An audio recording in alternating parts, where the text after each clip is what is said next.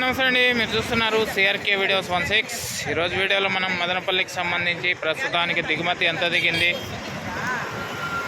అలాగే బయట బండ్లు ఏమన్నా వచ్చినాయా, అలాగే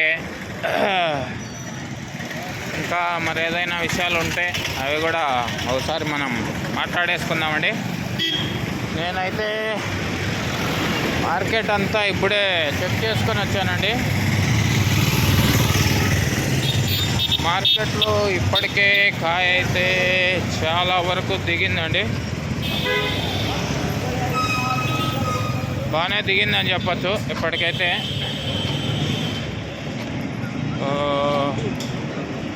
దిగుమతులు ఇప్పటికే చాలా దిగాయండి. మార్కెట్లో వీడియో అయితే తీయడం లేదండి, నేను బయట వచ్చేసాను. మీకు ఎంట్రీ గేట్ చూపించాను కదా, బయట అయితే వచ్చేసాను. రోడ్డు పై నుంచి అయితే మీకు మాట్లాడుతూ వీడియో అయితే చూపిస్తున్నా. దిగుమతి అయితే భారీగా దిగిందండి, ఇప్పటికే చాలా వరకు భారీగా దిగిందని చెప్పాలా.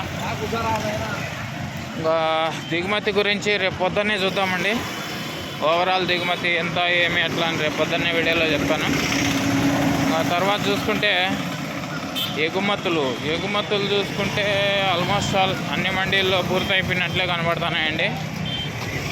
చాలా మండీల్లో ఎగుమతులు అనేవి పూర్తయిపోయినాయి. ఇంకా ఇదిగోండి ఫస్ట్ గేట్ చూపిస్తాను చూడండి. ఇదే మదనపల్లి టమాటా మార్కెట్ ఫస్ట్ గేట్. ఎగుమతులన్నీ పూర్తయిపోవచ్చేసాయి. చాలా మండీల్లో కాయ అయితే దిగింది ఇప్పటికే. ఇంకా నేను అడిగినటువంటి జనరల్ నాలెడ్జ్ క్వశ్చన్కి పెద్దగా ఎవరు రెస్పాండ్ అవ్వలేదండి, ఒక్క చైతన్య బాబు తప్పితే.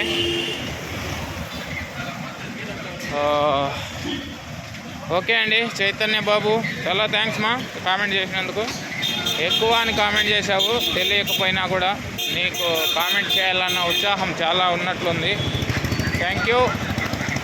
అలాగే ఎక్కువ ఉన్నా కూడా ఇబ్బంది అమ్మా బాబు, ఎందుకంటే ఎక్కువ ఉన్నా అవి మెత్తగా అయిపోతాయి అనేసి ఉద్దేశంతో ఎక్కువ ఉన్నా కూడా ఒప్పుకోరు. అందువల్ల కొంచెం దూరగా ఉండే కాయలకే ఎక్కువ డిమాండ్ అనేది ఎక్కువగా ఉన్నట్లు ఇప్పుడైతే చెప్తున్నారు. దూరగా ఉండే కాయ తీసుకొస్తేనే మంచి ధరలు పలికే అవకాశాలు ఉంటాయనేసి. ఓకేమ్మా. ఇంకా ఇవాళకి సంబంధించి జనరల్ నాలెడ్జ్ క్వశ్చన్ ఏంటంటే,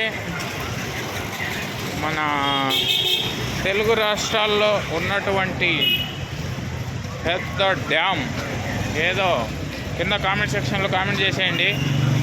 ఎవరైతే కరెక్ట్గా కామెంట్ చేస్తారో వాళ్ళ పేర్లన్నీ కూడా రేపటి వీడియోలో అయితే చదివి వినిపిస్తానండి. Okay, thank you. ఈ వీడియో ఎంతవరకు చూసినందుకు. రేపు పొద్దున్నే వీడియోలో మళ్ళీ కలుద్దామండి. Thank you and bye.